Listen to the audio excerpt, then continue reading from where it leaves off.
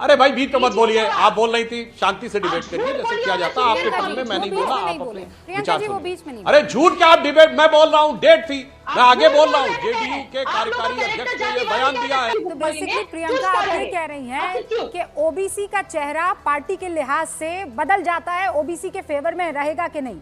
तो जो मात्र इस वक्त ओबीसी चेहरा दिखाई दे रहा है मुख्यमंत्री के रूप में, और जो खुद मुख्यमंत्री हैं वो ओबीसी विरोधी हैं, नीतीश बाबू ओबीसी विरोधी हैं। मैं ये बात कब आपको कह रही हूँ? अगर आपने मंडल कमीशन की रिपोर्ट पढ़ी होगी तो वहाँ पर अरे मुझे मंडल कमीशन, ये कमीशन, वो कमीशन में नहीं, अगर पैमाना है कि रिप्रेजेंटेशन मिलना चाहिए अति पिछड़ों को और दलितों को और बहुजनों को, तो उस लिहाज से तो 34 साल से बिहार का मुख्यमंत्री चेहरा जो है वो अति पिछड़ा और ओबीसी है। Why is it not changing, madam? पूरी तरह से बिहार को बर्बाद कर दिया, जिसके बाद हमने आपको क्रिस्टोफर जफरलोट का नाम दे रहे थे ना, क्रिस्टोफर जफरलोट का नाम मैं भी देती हूँ। वो कह रहे थे 90 का दौर बिहार के लिए सवालियों ने बर्बाद कर दिया। तो 34, अरे मैं कह रही हूँ एक बार के लिए मान लूं कि सवर्णों ने बर्बाद कर दिया, तो 34 साल थे ना, क्या कर दिया आपने 34 सालों में? 34 साल में कुछ नहीं हो पाया 34 सालों में, क्या करें? आपको सेंचुरी दी जाए। आप महिला, मैं महिला, लालू प्रसाद जी का जैसे ही सरकार आता है उन्होंने सबसे पहले पीरियड लीव दिया। पूरे देश में ऐसा कोई मुख्यमंत्री नहीं है, विदेश में आज तक पीएम नहीं हो पाए जो पीरियड लीव के बारे में महिला में कहा मुझसे अभी अति पिछड़ा वर्ग जातिवाद पर बात कीजिए ना, महिला कार्ड मत खेलिए ना आप। महिला पे कहाँ चली गई? मैं जो पॉइंट आपसे ना, सारी बातें नहीं आप ना नो महिला कार्ड। अभी एक सेकंड सुधांशु जी, 30 सेकंड में रिबटल और उसके बाद मेरे 3 और मेहमान हैं। भारती जी क्या कह रही हैं? प्रियंका भारती ये कह रही हैं कि इससे पहले जाइए ना, 34 साल पहले सब बर्बाद कर लिया था। इतना गड्ढा है कि 34 साल कम पड़ गए भाई। 30 सेकंड में सुधांशु जी, इन सालों में प्रियंका जी बस रुकिए। ओके प्रियंका जी, वही सवाल। हाँ बिल्कुल, प्रियंका जी के मुंह से वो जवाब नहीं निकला कि राहुल गांधी के कहने पर तेजस्वी यादव ने बोला। दोनों ही झूठ बोल रहे हैं। वो भाजपा और जेडीयू सरकार में था और जेडीयू, अरे भाई बीच में मत बोलिए, आप बोल रही थी, शांति से डिबेट करिए जैसे किया जाता है आपके टर्न में। मैं नहीं बोला, आप अपने विचार सुनिए। अरे झूठ क्या, आप डिबेट, मैं बोल रहा हूँ, डेट थी, मैं आगे बोल रहा हूँ। जेडीयू के कार्यकारी अध्यक्ष ने ये बयान दिया है। जेडीयू के कार्यकारी अध्यक्ष संजय झा ने कल बाकायदा ये बयान दिया है कि मुंबई में इंडी गठबंधन की बैठक में उन्होंने ऑफिशियली प्रस्ताव रखा था कि अरे भाई जून 2022 में कैबिनेट में यह प्रस्ताव पारित हो गया था। आपके मुंह से क्यों नहीं निकला कि राहुल गांधी के कहने पे किया? आप डिस्टर्ब करने के अलावा कोई विकल्प नहीं है। अब मैं दूसरा बोल रहा हूँ, मुंबई में इंडी गठबंधन के बैठक में फिर देखिए क्या तरीका है भाई, रूबिका जी लगातार चिल्लाने के लिए किसी को बैठा लिया जाता है। एक सेकंड सुधांशु जी, एक सेकंड। प्रियंका जी मैं आपको मौका दूंगी ना रिबटल, अपने टर्न पे बोलिए भाई, जैसे राष्ट्रीय चैनल के ऊपर शांति से बहस की जाती है। ओके सुधांशु जी। हाँ, मैं किसी के टर्न में नहीं बोलता। अब मैं बोल रहा हूं, मुंबई में इंडी गठबंधन की बैठक में जेडीयू की तरफ से प्रस्ताव रखा गया कि जातिगत जनगणना का विषय कांग्रेस अपने एजेंडा में रखे। क्यों नहीं रखा इंडी गठबंधन में, बताइए? और यह जेडीयू के कार्यकारी अध्यक्ष सीधे बोल चुके हैं। और मैं पूछना कहना चाहता हूं, बिहार में 80 से 85% विधायक SC ST OBC के हैं पिछले 34 साल। 80 से 85% विधायक, सत्य प्रकाश मिश्रा जी और जो अन्य लोग हैं वो बैठे हुए इस बात की तस्दीक करेंगे। और अगर प्रियंका जी कहते हैं 52 में पहली सरकार बनी, 89 तक कांग्रेस की सरकार रही 37 साल, उस 37 साल में जो बिहार की स्थिति थी आर्थिक, और 37 से लेके आज तक स्थिति बताओ भाई किसके में खराब हुई? तब बिहार में इंडस्ट्रियल ग्रोथ ज्यादा थी, आज ज्यादा है। ये उस समय ज्यादा थी, आज ज्यादा है। और लालू यादव 90 से लेके 2005 15 साल तो निर्बाध रहे। उस समय इंडस्ट्रियल ग्रोथ रेट निगेटिव रही। लेकिन सुधांशु जी एक नैरेटिव तो वो और एक और बात कह दूं ना सुधांशु जी, बस एक सेकंड सुधांशु जी, 4 मेहमान और बैठे हुए हैं, एक ही लाइन कह दूं। हाँ देखिए, ये कहते थे गरीब गुरबा की सरकार है।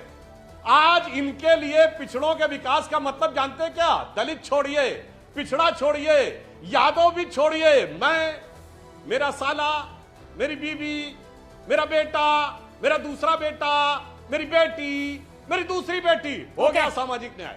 ठीक है, सुनिए, ये है बिहार के सर्वप्रथम परिवार का लालू यादव जी के। प्रियंका जी मैं आपको मौका दूंगी, लेकिन पहले मैं आपकी इजाजत से 3 मेरे मेहमान हैं उनसे एक ओपनिंग रिमार्क लेती हूँ प्रियंका जी, और उसका जवाब आप दे दीजिएगा, ठीक है?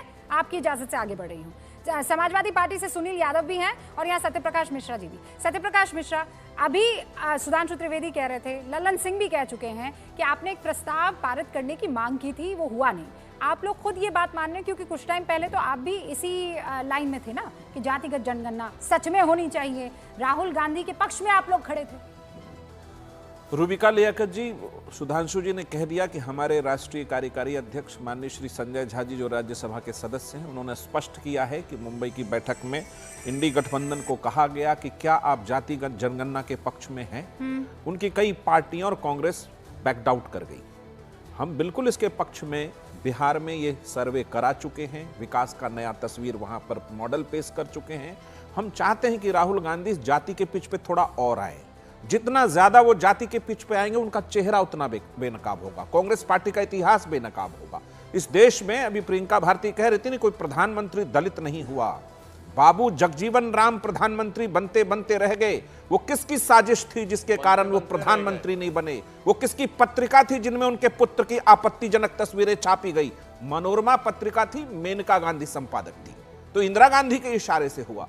अभी किशोरी लाल शर्मा को अपने पीए को दिया ना अमेठी से टिकट, दे देते किसी दलित को, मैं स्वागत करता राहुल गांधी जी का। आइए जाति के पिच पे कितने लोग सीधे सीधे कांग्रेस में राष्ट्रीय महासचिव बनाए गए, जैसे राहुल गांधी बने और प्रियंका गांधी बनी।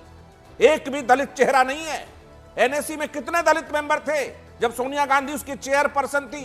कितने राज्यपाल दलित बनाए कांग्रेस पार्टी ने? मुझे तो नहीं दिखता। हटाइए बिहार के अध्यक्ष को, हटाइए उत्तर प्रदेश के अध्यक्ष को, हटाइए। भूमियार चेहरा लेकर के प्रस्तुत करते हैं और दलित और जाति का कार्ड खेलते हैं। आइए राहुल जी, जातिगत जनगणना पर एकदम बात करने के लिए हम तैयार हैं। मिस इंडिया आप चाहते हैं, हम लोग भी चाहते हैं। इस देश का हर तबका विकसित हो, यह सपना जरूर है, लेकिन जाति के कार्ड को खेल के राजनीतिक लाभ उठाना और उस जाति विशेष के लिए कोई कल्याणकारी कार्य नहीं करना, यह कांग्रेस का इतिहास रहा है। सुनील यादव जी, बार बार कांग्रेस का यहाँ पर जिक्र हो रहा है। प्रियंका जी बस अभी रुकिए। सुनील यादव जी, ये जाति वाली पिच पर आप लोग बहुत अग्रणी पंक्ति में आकर खेल रहे हैं। क्या आपको भी लगता है हिंदुत्व का कार्ड जो है वो जातिवाद है? देखिए रूबिका जी, मैं सबसे पहले तो हमारे जितने पैनलिस्ट हैं, आपको और आपके कार्यक्रम के माध्यम से पूरे देश को भगवान श्री कृष्ण की जन्माष्टमी की बधाई। भगवान श्री कृष्ण का, राधा रानी की कृपा सब पर बनी रहे और सबको सद्बुद्धि मिले। जहाँ तक सवाल है, मैं आपकी ओपनिंग सुन रहा था, तो जो रिसर्च आपका है वो तो भाजपा का भी नहीं है। हालांकि अच्छी बात है, एक अच्छे पत्रकार के लिए पक्ष और विपक्ष की रिसर्च होनी चाहिए, लेकिन जहां तक सवाल जाति जनगणना का है, तो ये समाजवादी पार्टी का कोई नया कार्यक्रम नहीं है या नया नारा नहीं है। हम लोग जिनके विचारधाराओं में चल रहे हैं, नेताजी रहे हों या बहुत पुराना नारा है, सन सोपा ने बांधी गांठ, पिछड़े पांवे 100 में 60, तो आज की तारीख में जाति जनगणना के खिलाफ जो दल हैं, जो संगठन हैं, जो पत्रकार हैं, जो बुद्धिजीवी हैं, बस वो मात्र उतने हैं जो नहीं चाहते हैं कि पिछड़ों का भला हो, दलितों का भला हो, आदिवासियों का भला हो। आखिर जाति जनगणना हो जाएगी तो दिक्कत क्या है? और अगर हम सरकार की बात करें रूबिका जी, कोई भी सरकार हो, बीजेपी की सरकार हो, कांग्रेस की सरकार हो, हम सरकार में आ जाए, जब तक आपके पास जाति जनगणना नहीं होगी, कौन सामाजिक रूप से कितना पिछड़ा है, कौन आर्थिक रूप से कितना पिछड़ा है, कौन शैक्षिक रूप से कितना पिछड़ा है, कौन धार्मिक रूप से कितना पिछड़ा है, आप कौन सी योजना बनाएंगे सबका साथ सबका विकास के लिए, सबकी बराबरी के लिए? आप क्या करेंगे? आखिर बीजेपी ये बताए कि जाति जनगणना से इनके पेट में मरोड़ क्यों होती है? अगर जातियां गिन जाएंगी तो आपको दिक्कत क्या होगी? अच्छा, जहां तक सवाल है नहीं सर, कांग्रेस का पेट में मरोड़ क्यों आता है, उसका जवाब मैं अपनी बात पूरी करूं? अच्छा 20 सेकंड सर, 20 सेकंड। सुधांशु जी को तो बहुत आता, हर्षवर्धन जी को भी रहता है, पता नहीं क्यों रहता है। हाँ सुधांशु जी, पेट में मरोड़ क्यों? अगर जातिगत जनगणना हो गई तो दिक्कत क्या है? देखिए, मैं बताना चाहता हूं, पहला तो सुनील जी ने कृष्ण जन्माष्टमी की बधाई दी, तो मैं भी देश को और उनको भी बधाई देना चाहता हूं और देश को याद दिलाना चाहता हूं कि समृद्धि के शिखर पर बैठी हुई द्वारिकाधीश कि वंशज आज ये कहते हैं कि उनके साथ हिस्टोरिकल इनजस्टिस हुआ और वो पिछड़े रह गए। यही है ना नैरेटिव। वो गुलामी के काल का कोई रोल नहीं है, वो सब हिस्टोरिकल इनजस्टिस हो रहा था समृद्धि के शिखर पे।